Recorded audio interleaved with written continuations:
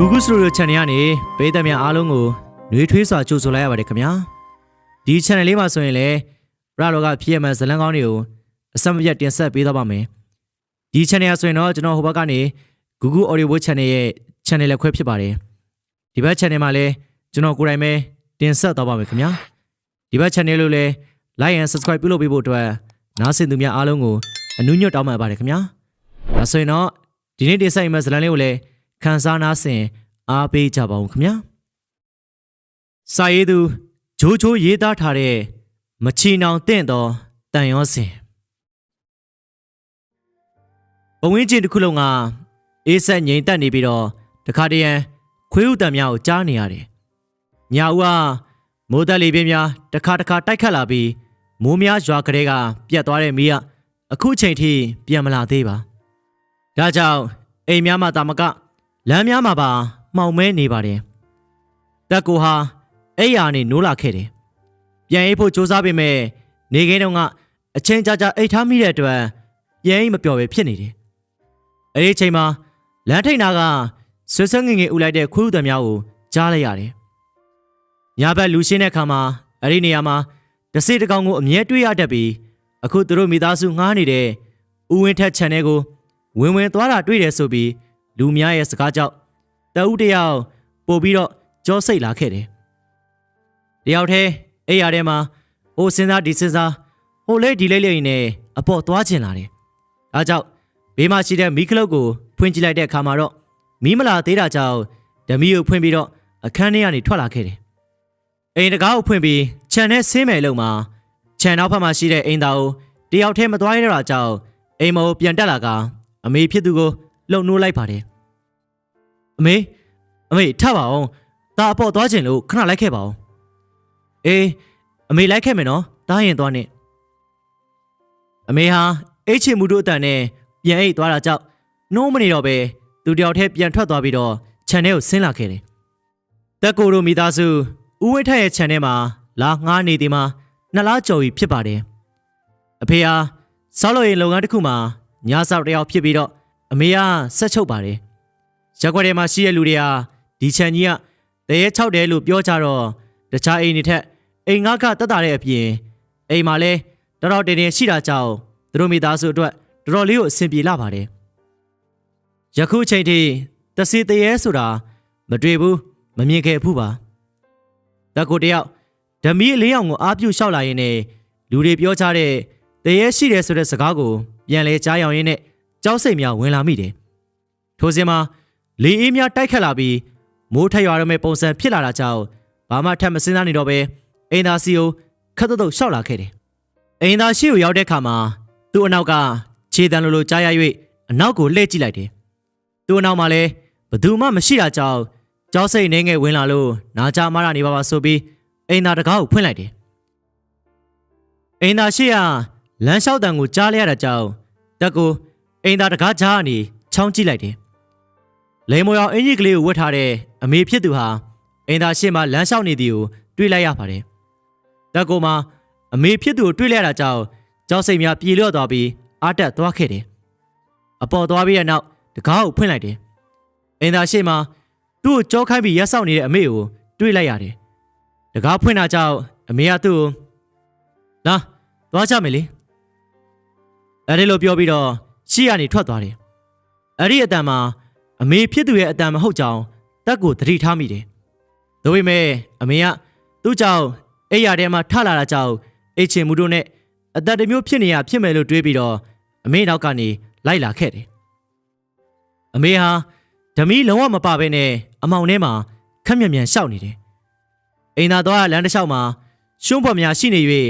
ဒဲအိမ်များဖို့ထားတဲ့နေရာမှုအုံနီခဲလေးများခင်းထားတယ်။မျက်စိမကောင်းတာကြောင့်အမြဲဂေရုစိုက်ရှောက်နေတဲ့အမေဟာအခုဘာအလင်းအောင်မှမရှိဘဲနဲ့မြန်မြန်ဆန်ဆန်ရှောက်နေတဲ့အတွက်တက်ကိုတယောက်အံ့ဩနေမိတယ်။ဒါအပြင်အမေချော်လဲပြီးတော့ထိခိုက်မှာကိုလည်းစိုးရင်တာကြောင့်အမေတောက်ခဏဆောင်းလေဓမီလည်းမပါဘဲနဲ့ချော်လဲနေဦးမယ်။အနောက်ကနေတက်ကိုပြောလိုက်တဲ့စကားတန်ကြောင့်အရှိရရှောက်နေတဲ့အမေဟာနေရာမှာတင်ရက်သွားတယ်။တက်ကိုလည်းဓမီအလင်းအောင်နဲ့အုံဒီခဲလေးများပေါ်ဂယုတဆိုင်ရှောက်လာတဲ့ခါမှာအမေဖြစ်သူမှာ ရှေ့ကိုဆက်မသွားပဲရက်နေရချောင်းအမေသွားမယ်လေအမေဟာသူ့စကားကိုလည်းတုံ့ပြန်မှုမရှိအရှိကိုလည်းဆက်ရမသွားပါဒါကြောင့်အမေသွားမယ်လို့အဲ့ဒီလိုနောက်တစ်ခေါက်ထပ်ပြောလိုက်တဲ့အခါမှာအမေကသူ့ဘက်ကိုဖြည်းဖြည်းချင်းလှည့်လာနေပြီသူអော်လိုက်တဲ့အတန်ဟာပဝင်းကျင်တစ်ခုလုံးကိုဖုံးလွှမ်းသွားခဲ့တယ်အနှွေးတဲ့လိမ်မောင်ဝစ်စင်ထားတဲ့မိန်းမမှာသူထင်ထားသလိုသူ့အမေမဟုတ်ညနာကြီးမှာနှာခေါင်းပါးစပ်တို့မရှိပဲမျက်လုံးဟောက်ပတ်ကြီးသာရှိတဲ့တစေတရေမှဖြစ်ပါတယ်လက်ကွာအဲ့ဒီတရေမှနဲ့နီးကပ်စွာရက်နေရကနေကြောက်လန့်တကြားနောက်ပြန်ဆုတ်လိုက်တယ်အုံနီကဲမဖို့ထားတဲ့နေရာကရှုံးဘွက်ထဲကိုကျသွားပြီးဟန်ချက်ပြက်ကလဲကျသွားတော့တယ်ကျော်စင်တို့မိသားစုရန်ကုန်မြို့ရို့ရောက်လာသည်မှာ3လကျော်လောက်သာရှိသေးတယ်သူတို့ရဲ့ဇာတိမှာအေယာဝတီတိုင်းဘက်ကဖြစ်ပြီးရန်ကုန်ကိုအလုပ်လုပ်ဖို့တက်လာခြင်းဖြစ်ပါတယ်ရန်ကုန်ရောက်ချင်းကမိမရဲ့အမအိမ်မှာနေခဲ့ပေမဲ့လည်းအိမ်မှာမကြီးဖြစ်သူရဲ့ယောက်ျားနဲ့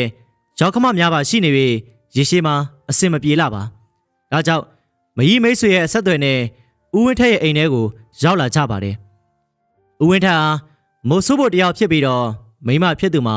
လွန်ခဲ့တဲ့အနှစ်20ကျော်ခန့်ကကိုဝင်စိတ်တက်ပြီးဆုံးသွားတယ်လို့သတင်းကြားပါတယ်အလောက်ကနေစီးပင်စင်ယူပြီးတဲ့နောက်ဦးဝင်းထက်ဟာအိမ်မှာကုန်းစုံဆိုင်ဖွင့်ပြီးတော့အိမ်ထဲမှာအိမ်ငါးများထားပါတယ်အိမ်ထံမှာအရှိဆုံးအိမ်ဟာဦးဝင်းထက်ရဲ့နှစ်ထပ်ပြင်အောင်အိမ်ဖြစ်ပြီးတော့အိမ်ဘေးမှာအိမ်ငါးများဖြတ်သွားဖို့လမ်းကလေးရှိပါတယ်ပြင်တောင်အိမ်လေး၄အိမ်ရှိတယ်ဒါပေမဲ့နှစ်အိမ်မှာသူတို့နဲ့မရှိမနှောင်ပြောင်းလာကြသူများဖြစ်ကြောင်းသိရပါတယ်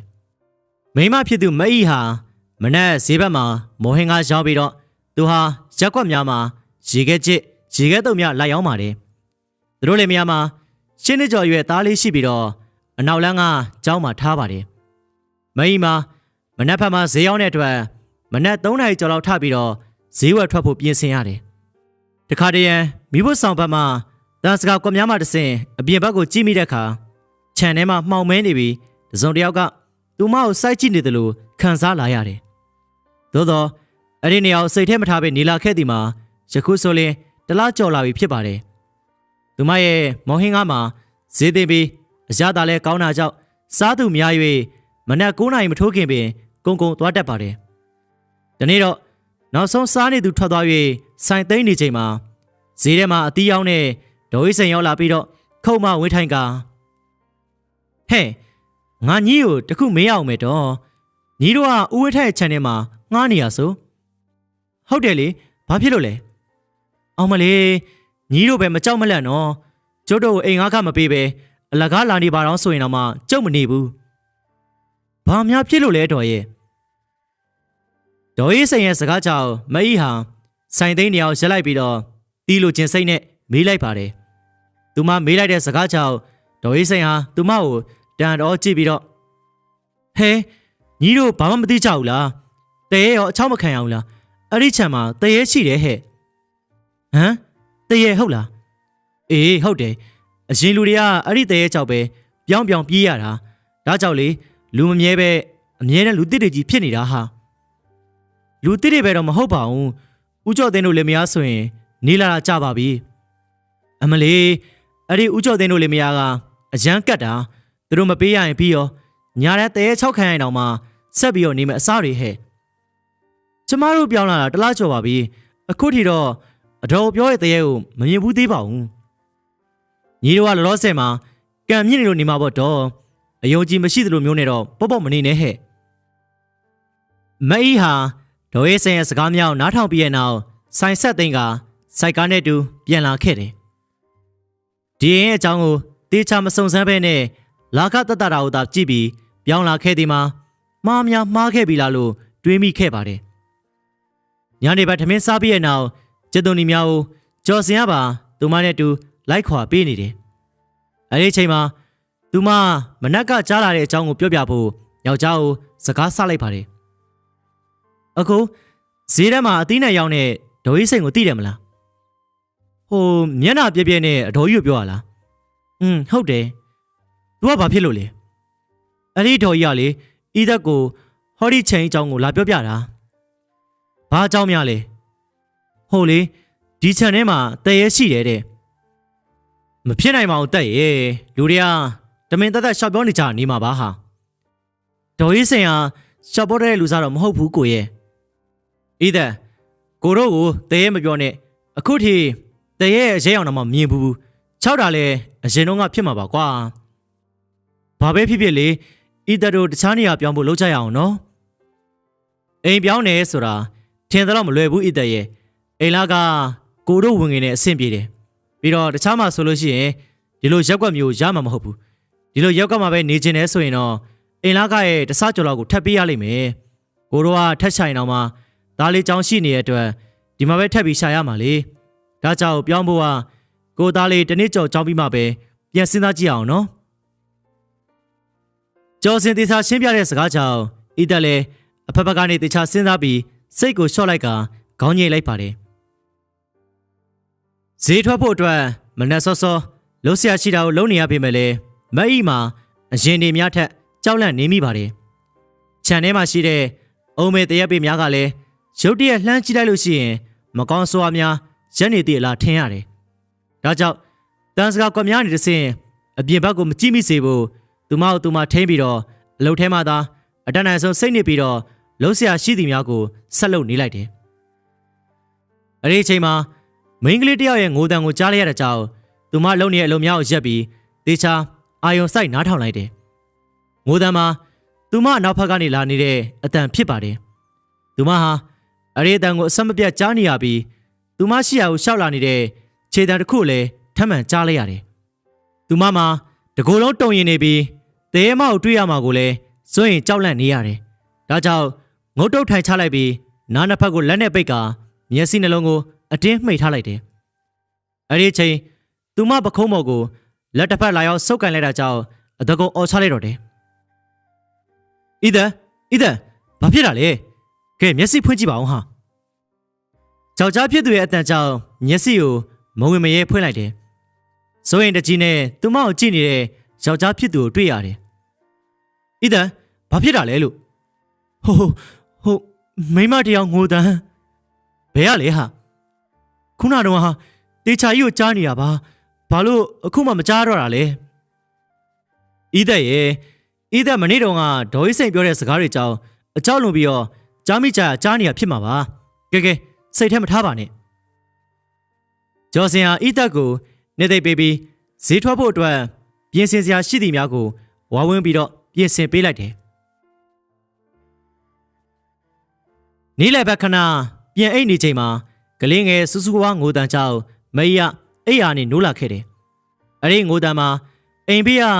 ချမ်းမြေကလေးရဲ့ငိုတန်ဖြစ်ပါတယ်။မအေးဟာအိယာနဲ့ထပြီးအိမ်ပေါက်ဝမှာရက်ပြီးတော့ဘေးဘက်ကအိမ်ကိုလှမ်းကြည့်လိုက်တယ်။အိမ်ထဲမှာချမ်းမြေဟာသမီးလေးကိုငိုတိတ်ဖို့အတွက်ချော့မြူနေပါတယ်။ချမ်းမြေမှာအိမ်ဟာသဘောမတူတဲ့သူနဲ့အိမ်အောင်ကြပြီးမိဘများကအိမ်ရိပ်ပြီးအနေမခံတာကြောင့်အိမ်ကားနေရင်အခုခြံထဲကိုရောက်လာခဲ့ခြင်းဖြစ်ပါတယ်။ချမ်းမြေရဲ့ယောက်ျားအောင်ထက်ဟိန်းမှာကုမ္ပဏီတစ်ခုမှာအလုပ်လုပ်နေတယ်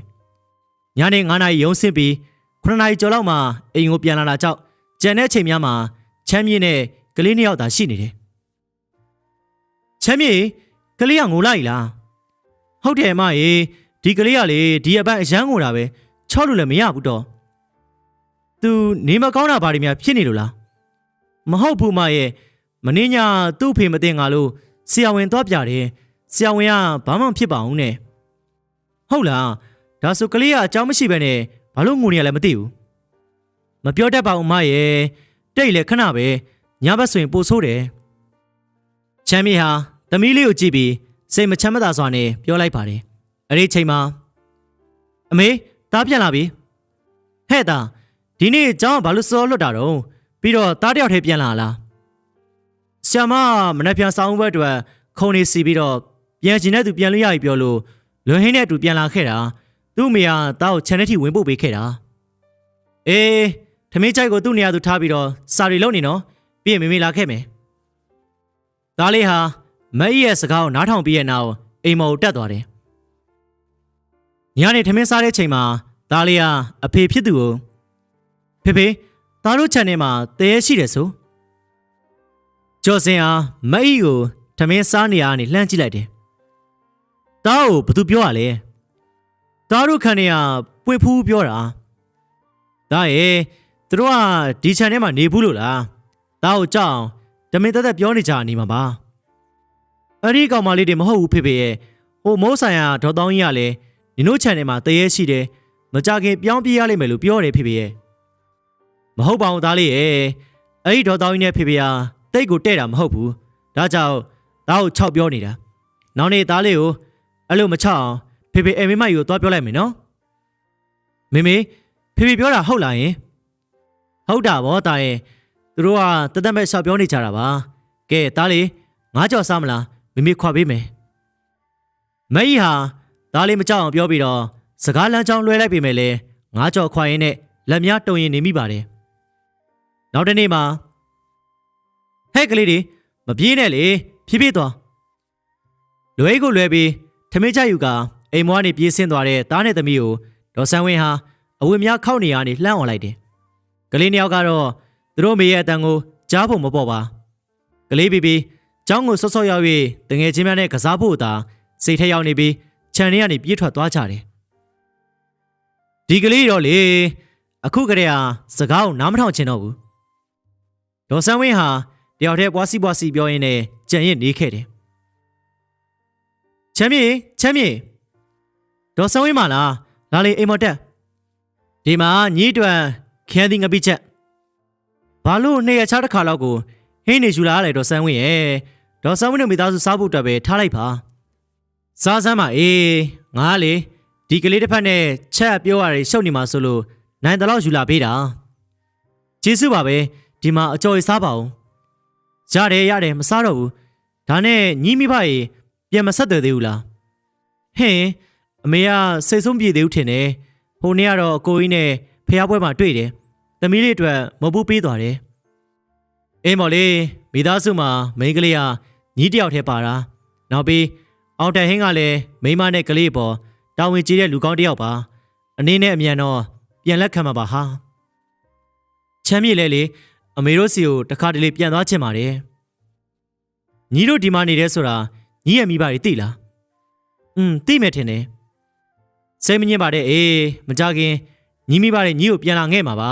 ဒီလိုချစ်စရာကောင်းတဲ့မိတွေလည်းရှိနေပြီပဲဟုတ်ကဲ့တော့ဆန်းဝင်းကဲငါသွားတော့မယ်အဝေးလျှော်စရာလေးရှိသေးလို့ဟဲ့အော်ဟုတ်ကဲ့ဦးသိန်းကျော်တို့လင်မယားဟာည8 နာရီဝန်းကျင်လောက်မှာလက်ဖက်တော့စားရင်းနဲ့မြမကားကိုထိုင်ကြည့်နေတယ်အဲဒီချိန်မှာသူတို့ထိုင်နေတဲ့ဖျာကြီးကိုတယောက်ကအိမ်အောက်ကနေဒုံးနဲ့ထိုးနေတယ်လို့ဖျာကြီးကကြွတက်လာတယ်ဟဲ့ဘာဖြစ်တာတော့အိမ်အောက်ကဘာတူလဲဟေ့ဦးသိန်းကျော်တို့ပြောပြောဆူဆူနဲ့ဖျာပွားနေထထိုင်လိုက်ပြီးရဲ့နောက်ကိုသိန်းကျော်အောက်မှာဘာတူတွေလာလို့နေရလဲမသိဘူးသွားဆင်းကြည့်စမ်းပါဦးအေးငါဆင်းကြည့်လိုက်မယ်ဓမီရောရှင်းပေးပါလေကိုသိန်းကျော်ကလည်းနည်းနည်းပါးပါပစ္စည်းဘယ်မှာထားတယ်လဲဆိုတော့မှတ်ထားအောင်ဦးသိန်းကျော်ဟာဓမီကိုယူပြီးအိမ်အောက်ကိုထိုးကြည့်လိုက်တဲ့အခါမှာဘသူမှမတွေ့ပါဘသူမှမရှိပါဘူးဟာဟုတ်လို့လားကိုသိန်းကျော်ရဲ့အခုထိဖျာကြီးကကြွနေတော့ဟုတ်တယ်ဟာအောက်မှာဘာမှမရှိဘူးပေးရှင်ကမျက်လုံးကောင်းတာမဟုတ်ဘူးကျမပဲကြည့်မယ်ဒေါ်တန်းမြင့်ကပြောဆူဆူနဲ့အိမ်မောကနေဆင်းပြီးယောက်ျားဖြစ်သူစီကဓမီကိုယူကအိမ်အောက်ကိုထိုးကြည့်လိုက်တယ်သိကြပါတယ်ဘာမှမရှိပါအိမ်မောပြန်ကြည့်လိုက်တဲ့အခါမှာတော့ဖျာကြီးဟာပုံမှန်အနေထားပြန်ဖြစ်နေပါပြီဖျာကြီးမကြွတော့ဘူးလာအိမ်မောပြန်တက်ရအောင်သူတို့အိမ်မောပြန်တက်လာပြီးထိုင်မယ်လို့မှဖျာကြီးဟာပြန်ကြွတက်လာပါတယ်အိမ်အောက်မှာဘာတူလဲထွက်ခဲ့စမ်းဒေါ်တန်းမြင့်ကအနှဲငယ်ဒေါသထွက်လာပြီးအိမ်ဘဝကိုသွားပြီးတော့အတန်မာမာနဲ့ပြောလိုက်တယ်ကိုသိန်းကျော်ဓမီပြန်လာခဲ့ရော့ဒီမှာဟာဒေါ်တန်းမြင့်ဟာအိမ်အောက်ထက်ကိုဆင်းပြီးတော့အိမ်အောက်နှံ့ကိုဓမီနဲ့ထိုးကြည့်တယ်မိမဘာတွေ့လဲဘာမှမတွေ့ဘူးဘာလို့မင်းတန်ကတုံနေရလဲဖျာကြီးကအခုထိကြွနေတော့ဟာဒေါ်တန်းမြင့်ကအိမ်မောချက်ချင်းတက်ကအိမ်တကားကိုမြန်ပိတ်လိုက်တယ်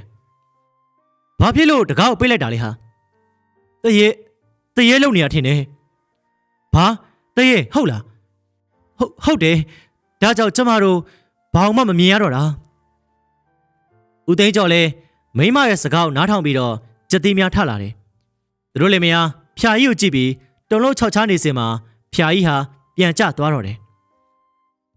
တရေမကြီးဒေါ်ဆန်းဝင်းကလေးနှစ်ယောက်ရဲ့အော်ဒန်ဟာတချံလုံးကိုပြန့်နှံ့သွားတော့တယ်ကလေးတွေဘာဖြစ်တာလဲအိမ်ထဲကလူတွေကအားလုံးထွက်လာကြတယ်ကလေးနှစ်ယောက်ဟာကာတွန်းစာအုပ်ကလေးများပိုက်ထားပြီးဦးသိန်းကျော်ရဲ့အိမ်အောက်ကိုမျက်တောင်မခတ်ဖဲကြောက်လန့်စွာကြည့်နေကြတယ်သမီးငယ်လေးဟာအသားများတဆက်ဆက်တုံနေပြီးဘာစကားမှမပြောနိုင်တာကြောင့်ဒေါ်ဆန်းဝင်းဟာသားငယ်ပခုံးကိုလှုပ်ပြီးတော့ဒါဘာဖြစ်တာလဲမိမိပြောစမ်းဟိုအောက်မှာမျက်လုံးအနီအောင်နဲ့မိမကြီးဟာသားတို့စိုက်ကြည့်နေတယ်လက်သေးတွေကလည်းအရှိကြီးပဲသားတို့လာဖို့ခေါ်နေတယ်ဘယ်မလဲသားဒေါ်တမ်းမြင့်တို့အိမ်ရောက်မှာသားရဲ့စကားကြောင့်အဖေဖြစ်သူဦးအောင်တင်ကမီဆန်းကလေးတို့အိမ်ထဲမြေပဲခေါ်သွားစမ်းငါအိမ်ရောက်ကိုသွားကြည့်လောက်မယ်ဦးအောင်တင်အောင်ထဟိတ်နဲ့ကျော်စင်တို့ဟာဒုံများဆွဲပြီးတော့ဒေါ်တမ်းမြင့်ရဲ့အိမ်ရောက်ကိုဓမီနဲ့သွားထိုးကြည့်ကြတယ်ဘာမှမတွေ့ပါဒေါ်တမ်းမြင့်ကလည်းစောစောကသူမကြုံခဲ့သမျှကိုပြောပြလိုက်တယ်ဒါကြောင့်တယောက်မျက်နှာတယောက်ကြည့်ပြီးတော့အားလုံးကြောက်လန့်ကအသီးသီးအိမ်ထဲကိုမြန်ဝင်ခဲ့ကြတော့တယ်အောင်ထဟင်းဟာမိမအတွက်မနှက်စာဝယ်ဖို့လမ်းထိပ်ကပြည်စုံလက်ဖက်ဆိုင်ကိုရောက်လာခဲ့တယ်ဆိုင်ထဲဝင်ချင်းမှာဆိုင်နောက်ဖက်ထောင်မှာထိုင်ပြီးတော့လက်ဖက်တောင်းနေတဲ့အိမ်ရှင်ဦးဝင်းထက်ကသူ့ကိုလှမ်းခေါ်နေတယ်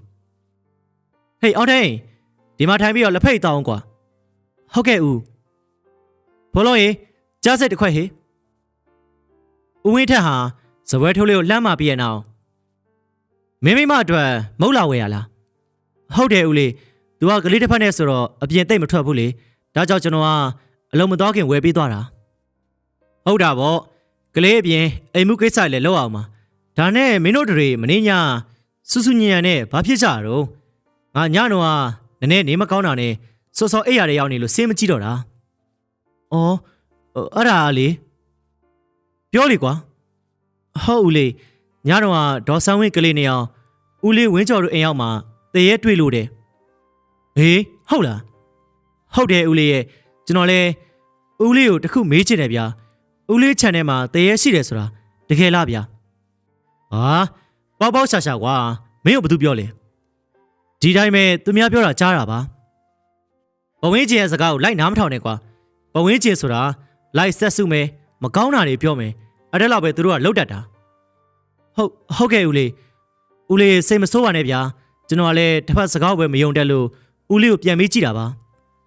ရပါတယ်ကွာစိတ်မဆိုးပါဘူးမိုးများအုပ်လာတာကြောင့်ဒေါ်တန်းမြတ်တယောက်အဝတ်များကိုကမန်းကရန်လိုက်ရောက်နေတယ်အဲဒီအချိန်မှာမအီဟာဈေးကနေပြန်လာတယ်မအီတောင်ပြန်လာပြီလားဟုတ်တယ်တော်ရေဒီနေ့စောစောကုန်သွားလို့မအီဟာအိမ်တကားဖွင့်နေနေလှမ်းပြောလိုက်တယ်အဲဒီနောက်ဆွဲချင်းတောင်းကြီးကိုအိမ်ပေါ်မှာချပြီးဒေါ်တန်းမြတ်အိမ်ဘက်ကိုကူးလာခဲ့တယ်ဒေါ်တို့ညတဲ6ခံရတော့မကြောက်ဘူးလားအောင်မလေးဘလို့မေးလိုက်တာလေကြောက်တာပေါ့အေးဟိုတုန်းကရောအချောက်မခံဘူးလားမခံရဘူးတော့တဲ6တယ်ဆိုပြီးပြောင်းသွားတဲ့လူတွေပဲမြင်ဘူးတာကျုပ်တို့ကမင်းညမှာစပြီးတော့အချောက်ခံရတာဟာအော်ဒါနဲ့လေဒေါ်ဆောင်ဝင်းကလေးတွေကြောင်းသွားလားမသွားဘူးဟဲ့သူတို့ခမရလေအိမ်ပေါက်တောင်မှမစင်ရဲရှာဘူးသူတို့အမေလည်းသူတို့နားကနေတဖွာမှခွာလို့မရတော့ဘူးဟာကျမ်းမြေဟာသမီးလေးကိုချီထား၍တချင်းဆိုပြီးတော့ချော့သိမ့်နေခဲ့တယ်ဘေးပဝင်းကျဲမှာတိပိများဝိုင်းရနေပြီးငှက်ကလေးများရဲ့တွန်းကျူးနေတဲ့များကိုလည်းတာယာနာပြောပွဲကြားနေရတယ်ဒါပေမဲ့တကယ်နာအတွင်းရာသီဥတုဟာချက်ချင်းအေးစိတ်တက်လာပြီးတော့ငှက်ကလေးများရဲ့အတန်ဟာလည်းပျောက်ကွယ်သွားတော့တယ်တိပိထက်ကတိရွက်များဟာလည်းချက်ချင်းကိုနွမ်းကြွေကြပြီးတော့ပဝင်းကျဲမှာအပုပ်နှံ့များလှိုင်လာတယ်ချမ်းမြေတယောက်ကြက်သီးများထလာပြီးတော့သမီးလေးကိုတင်းကျပ်စွာဖတ်ထားလိုက်ပြီးဘေးဘက်လေးကိုခြောက်ချားနေတဲ့မြုံဝန်းများနဲ့ဝိဝိုက်ကြည့်လိုက်တယ်အဲဒီအချိန်မှာတပိတပင်နောက်မှာရက်နေတဲ့မိမတယောက်ကိုတွေးလိုက်ရတော့တယ်အဲဒီမိမဟာသူမကိုမဲပြုံးပြနေပြီးတော့သူမရှိကိုချက်ချင်းရောက်လာကသူမလက်ထက်ကသမီးလေးကိုအတင်းလူယူနေတော့တယ်ကလေးငါ့ကိုပေး ငါ့ကိုပေးစမ်းမပေးဘူးဒါကျမသမီးလေးကိုမရမကလာလူယူနေရကြောင်းချမ်းမြေဟာသမီးလေးကိုအတင်းပြန်ဆွဲထားရတယ်သို့တော့အဲ့ဒီမိန်းမမှာသူမထက်ကိုပိုတန့်မာနေတယ်အင်အားချင်းမရှိနိုင်တော့မှသိ၍သမီးလေးကိုစွန့်လွှတ်ရတော့မယ်လို့တွေးရင်းနဲ့စိတ်ထဲမှာစိုးနေလာကမြိတ်မြာကျလာတယ်သမီးလေးကိုလူနေတဲ့မိန်းမဟာသူမပုံစံကိုကြည့်ပြီးကျေနပ်စွာပြုံးနေတယ်သူမမှာရှိတဲ့အင်အားများလည်းစိုးရလာတယ်လို့ခံစားလာရတယ်အဲ့ဒီအချိန်မှာသူမနဲ့အဲ့ဒီမိန်းမကြားကညီကြီးဟာအကြောင်းအရာများပေါ်လာခဲ့တယ်ခဏကိုတစ်ခုလုံးလဲရုတ်တရက်အားပြန့်ပြေးလာတယ်လို့ခံစားရတယ်သူမဟာရုတ်တရက်ရရှိလာတဲ့အာရုံများနဲ့သမီးလေးကိုအဲ့ဒီမိန်းမလက်ကနေအားကုန်သုံးပြီးပြန်ဆွဲယူလိုက်တယ်သူမလက်ထဲကိုသမီးလေးပြန်ပါလာတဲ့တပြိုင်နက်ညီကြီးဟာလည်းတချမ်းစီကွဲထွက်သွားပြီးအလဲမှာကြောက်ကဘာကြီးဖြစ်သွားတယ်အဲ့ဒီမိန်းမဟာကြောက်လန့်တကြားနဲ့နောက်ဆုတ်လိုက်ပြီးတော့အဲ့ဒီမြေကြီးပေါ်မှာရက်ပြီးတော့သူမကိုမကြေမနက်နဲ့စိုက်ကြည့်နေတယ်ချမ်းမြစ်တရားလန့်နိုးသွားတယ်ဘေးမှာသူမခင်မွန်တဲ့ကလေးဟာနေနေချိုက်အိပ်ပျော်နေပါတယ်ဒါကအိမ်မက်ပါပဲလို့သူမကိုသူမစိတ်ဖြေပြီးတော့ပြန်အိပ်ဖို့ကြိုးစားပေမဲ့လည်းသမီးလေးကိုဟိုမိမရသွားခဲ့လို့ရှိရင်ဘာဖြစ်သွားအောင်မလဲလို့စဉ်းစားခါစိုးရင်စိတ်များနဲ့ပြန်အိပ်မပြောနိုင်ခဲ့ပါဘူးချမ်းမြေညီမမှာထားတဲ့ပိတ်စတွေကိုမလောက်ဝင်ရတခါတည်းအမားနဲ့ထည့်ပေးလိုက်တယ်သူဒီညအဘထွက်ပဲသွားမလို့ဆိုင်စောတော့ပိတ်မှမလို့တဲ့ဟုတ်ကဲ့မထားခဲ့လိုက်လေပြည့်ရလားစစ်ပါအောင်တော့ပိတ်စတွေအများကြီးဟုတ်မှဒါဆိုခဏလေးနော်ချမ်းမြေဟာရင်ရတက်ဘူးလဲပြည့်နောက်မိတ်နောက်လာထိုင်ပြီးတော့ပြည့်မပြည့်စစ်လိုက်တယ်ပြည့်တယ်မ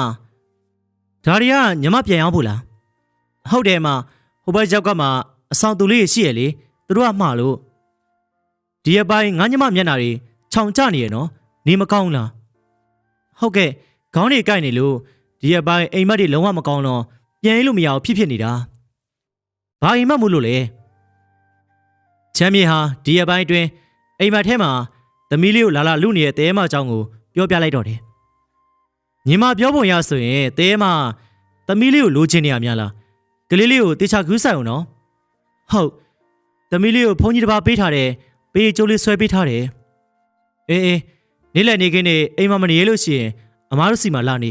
အောင်ထိုင်ပြန်လာမှအိမ်ကိုပြန်မော့ဒီနေ့ဦးသိန်းကျော်ဟာတငယ်ချင်းတယောက်ရဲ့သားမင်္ဂလာပွဲကိုသွားရင်းနဲ့မတွေ့ရကြဖြစ်တဲ့တငယ်ချင်းများနဲ့ပြန်တွေ့ကာအေးဆေးဆေးစကားပြောပြီးမှအိမ်ကိုပြန်လာခဲ့တယ်ရေချိုးကမှလည်းစောသေးတာကြောင့်စွတ်ကျဲလဲပြီးတော့အိမ်ရှိမှာဘလက်ကလထိုင်ချပြီးတော့သတင်းစာဖတ်နေလိုက်တယ်မနက်စောစောထားရတာကြောင့်သတင်းစာဖတ်နေရင်နဲ့အိမ်ငိုက်လာတဲ့ခါမှာနောက်ဆုံးမှာအိပ်ပျော်သွားတော့တယ်ကိုသိန်းကျော်မိမဖြစ်သူရဲ့အတန်ကြောင့်ကိုသိန်းကျော်ဟာရုတ်တရက်လန့်လို့လာတယ်မိမငါ့ကိုဘာခိုင်းဆရာရှိလို့နှုတ်ရလဲ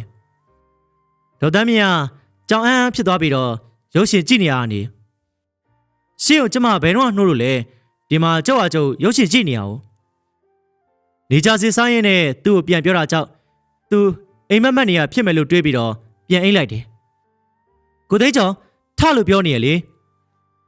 မိမတရားရဲ့အတန်ကိုတဲတဲကိုယ်ကြားလိုက်ရပြီးကလထိုင်ဟာရုတ်တရက်ဘေးကိုလဲကျသွားတယ်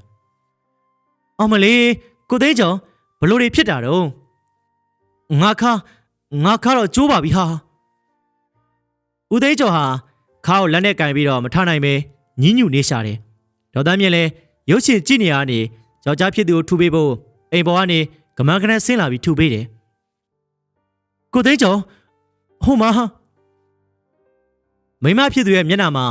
ကြောက်လန့်မှုအရေးအောင်များချက်ချင်းဖုံးလွှမ်းသွားပြီးပြောနေတဲ့အခါမှာသူဟာမိမမင်းငေါ့ပြနေတဲ့နေရာကိုကြည့်လိုက်ပါတယ်အောင်မလေးတရေမကြီးအုံးပေမော်ကိုတလန့်ချင်းနောက်ပြန်တက်နေတဲ့ကိုဝင်ကြီးနဲ့တရေမဟာသူတို့ရေပြနေရကြောက်လမယားနှစ်ယောက်စလုံးထိတ်လန့်ကဗျိုင်တူអော်လိုက်တော့တယ်မအီဟာနေလစားထမင်းဝိုင်းကိုယောက်ျားဖြစ်သူရေချုံမပြီးခင်စုံစုံလင်းလင်းပြင်ဆင်နေပါတယ်မအီရဲ့လက်ထဲမှာကင်ထားတဲ့ဂျင်းတော့ပကံလွတ်ကျသွားပြီးဂျင်းတုံများမှောက်ကျကုန်တယ်ထမင်းစုံဝိုင်းမှာမုတ်ဆိုးထိုင်နေတဲ့တဲမကြီးကိုမျက်တောင်မခတ်ဖဲရက်ကြည့်နေမိတယ်စပွဲပေါ်မှာထမင်းနဲ့ဟင်းများပြန်ကျန်းနေကဘေးမှာထမင်းနဲ့ဟင်းပကံများ မှောက်လျက်သာဖြစ်နေတယ်။သူမကြည့်နေစမှာပင်တရေမဟာစပွဲခုံမော်ကိုတက်လိုက်ပြီးသူမစီကိုလေးဘက်ထောက်ပြီးတော့လာနေတယ်။စောစောမှောက်ကျသွားတဲ့ဂျင်းတုံများကိုလည်းလက်နဲ့ကောက်ဆိုင်ရင်သူမခြေထောက်နာကိုရောက်လာတယ်။အော်တရေမကြီးလာကြပါဦး။အိမ်အောင်မှာရက်နေတဲ့ကျော်စင်နဲ့သားလေးရဲ့အော်တန်ကြောင့်ဒေါ်ဆန်းဝင်းတို့လည်းမယားရောက်လာကြတယ်။တရေမဟာချက်ချင်းပဲအခုံးငွေများဖြစ်ပြီးတော့ပျောက်ကွယ်သွားတော့တယ်။အီသန်ဘာဖြစ်သွားသေးလဲ။မေအီသန်မှာဘာစကားမှပြန်မပြောနိုင်ပါ။ရက်စီထဲမှာတရေမမျက်နှာယူသားဆွဲနေကြောက်နေပြီးရင်နေတုန်နေတယ်။ရက်စီဖွင့်လိုက်တာနဲ့ယောက်ျားနဲ့သားလေးအပြင်ခြံထဲရလူများကိုလည်းတွေ့လိုက်ရတယ်။အီသန်သတိရလာပြီလားဘလို့နေသေးလဲ။ကျော်စင်ဟာမိမကိုစိုးရင်တကြီးမေးလိုက်တယ်။မကြီးရဲ့အတန်တွေကခိုက်ခိုက်တုန်နေစဲ။တရေမအိမ်ထဲမှာရှိတယ်။အီသန်ရဲ့စိတ်ကိုအေးထားပါလူတွေအများကြီးရှိတာပဲ။မကြီးဟာဘာမှဆက်မပြောတော့လေသူမရဲ့မျက်လုံးများဟာကနာမငြိမ်စွာနဲ့နေရာနှံ့ကိုလိုက်ကြည့်နေခဲ့တယ်။စားမိမဒီမှာမင်းကြိုက်တဲ့အမဲသားဟင်းများထက်စား။ဦးအောင်တင်ဟာစီကရက်ဝယ်ဖို့လာရင်းနဲ့အိမ်ထဲကစကားတန်ကိုကြားလေရာအစားကဆိုင်မှာလူမရှိတာကြောင့်ပြန်ထွက်သွားဖို့လုပ်ပေမဲ့လေအဲ့ဒီတန်ဟာဦးဝင်းထက်ရဲ့အတန်ဒါကြောင့်တိလို့စိတ်ပြင်းပြကခြေတံဖွားဖွားနေပြီးအိမ်ထဲကိုဝင်လာခဲ့တယ်။ဖြည်းဖြည်းစားမိမရေးတောင်းနော်အတန်လာရအခန်းကိုရှောက်လာတဲ့အခါမှာအခန်းထဲမှာဦးဝင်းထက်ထိုင်နေပြီးသူမမြင်နိုင်တဲ့တစုံတစ်ယောက်ကိုစကားပြောကအရှိစလုံးတွေကိုဟင်းများခတ်ထည့်ပေးနေသည်ကိုတွေ့လိုက်ရပါတယ်။မောင်ဝင်းထက်တကားဖွင့်မအောင်ကွာမနက်အိယာနိုးနိုးချင်းအိမ်ပြန်ကနေခေါ်တန်ကြားလိုက်ရတာကြောင့်ဦးဝင်းထက်တကားလာဖွင့်ပေးပါတယ်။ဟာအကိုလာအိမ်ထဲဝင်အောင်မဝင်တော့ဘူးလက်ဖိတ်ဆိုင်သွားကြမယ်မင်းခုမှအိယာထလာလားဟုတ်တယ်ခဏလေးနော်ကျွန်တော်မျက်နှာသွားတက်လာအောင်မယ်ကိုလက်တန်ရှင်းပြီးတဲ့နောက်ဦးဝင်းထက်တယောက်အကိုဝမ်ခွဲဖြစ်သူဦးရဲထက်ရဲ့လက်ဖိတ်ဆိုင်ကိုရောက်လာခဲ့ပါတယ်စပွဲထိုးလေးကိုလက်ဖိတ်နှစ်ခွက်နဲ့အကြော်များမှားလိုက်ပြီးတဲ့နောက်ဘာကိစ္စရှိလို့လဲကိုမင်းချန်ထဲမှာတရေချောက်တယ်ဆိုတဲ့ကိစ္စနဲ့ပတ်သက်ပြီးတော့ပေါ့ကွာအကိုကလေကျွန်တော်ချန်ထဲမှာဘယ်လိုလုပ်ပြီးတော့တရေရှိရမှာလဲတမင်သက်သက်သပုတ်လေးရှောက်ပြောနေကြတာပါဗျာမယုံပါနဲ့မလိန်နဲ့မောင်ဝင်းထက်မင်းမကိုမင်းကိုယ်တိုင်နေတိုင်းထမင်းကျွေးပြီးတော့အိမ်မှာနေခွင့်ပေးထားတာငါကုံသိပြီမလောက်ကောင်းလောက်ကောင်းကွာဗျာဘယ်လိုလုပ်ပြီးတော့သိရလဲငါ့ကိုမင်းရဲ့အိမ်ကားတွေအရင်လာပြောတာဒါကြောင့်နောက်နေ့တွေမင်းကိုထမင်းကျွေးချိန်မင်းအိမ်ထဲကိုငါကိုယ်တိုင်လာချောင်းကြည့်တော့မင်းကိုထမင်းကျွေးနေအောင်ငါမျက်စိနဲ့တက်အမြင်ခဲ့တယ်ဦးဝင်းထက်ဘာမှပြန်မပြောနိုင်ပဲခေါင်းငုံနေချတယ်မင်းကွာမင်းမကျွတ်လွတ်နေလေကျွတ်လွတ်ပြီးတော့ဘိုးအကူကောင်းမင်းလုပ်ပေးရမှာပေါ့အခုတော့မင်းကိုယ်တိုင်ကအိမ်မှာနေခွင့်ပေးပြီးကျွေးမွေးထားတယ်မင်းဒီလိုရှောက်လုပ်နေရတဲ့မင်းဘလို့ဘွားရောက်နေပြီဆိုတာမင်းသိလားမင်းအယူမနေပြီဒိဋ္ဌိဖြစ်နေပြီကွာအဲ့ဒီနေရာအကိုဖြစ်သူနားလဲအောင်ပြောပြတာကြောင့်ကိုဝင်းထက်တယောက်သူ့ရဲ့လောက်ရက်တွေမှားနေမှန်းသိသွားခဲ့ပါတယ်တို့ပေမဲ့တစီမကနေတို့ကြောင့်ငါယောက်ျားငါ့ကိုအမျှဝေတော့မယ်နေတို့မနေနိုင်ရင်နေတို့ပဲပြောင်းသွားကြပါလားဒါငါအိမ်နဲ့ငါချံနေတို့ကိုလုံးဝမချစ်နိုင်ဘူးတာတို့လည်းလုံးဝမခေါ်ဘူးအိမ်ငါများအားလုံးကအဲ့ဒီအိမ်မက်ကြီးကိုဗျိုင်တူမက်ပြီးတော့နိုးလာကြတယ်နိုးချင်းပင်ခေါင်မပေါ်ဟာခြေတံပြင်းပြင်းနဲ့ရှောက်နေတဲ့အတန်များအိမ်ထရန်ကိုပြင်းထန်စွာပုတ်ခတ်နေတဲ့အတန်များကိုကြားလိုက်ရတယ်အိမ်ငါများမှာအပြင်လဲမထွက်ရဲပြန်လဲမအေးရတော့ပဲနဲ့ကိုယ်အိမ်ထဲမှာကိုပူးကတ်စွာထိုင်နေကြရတယ်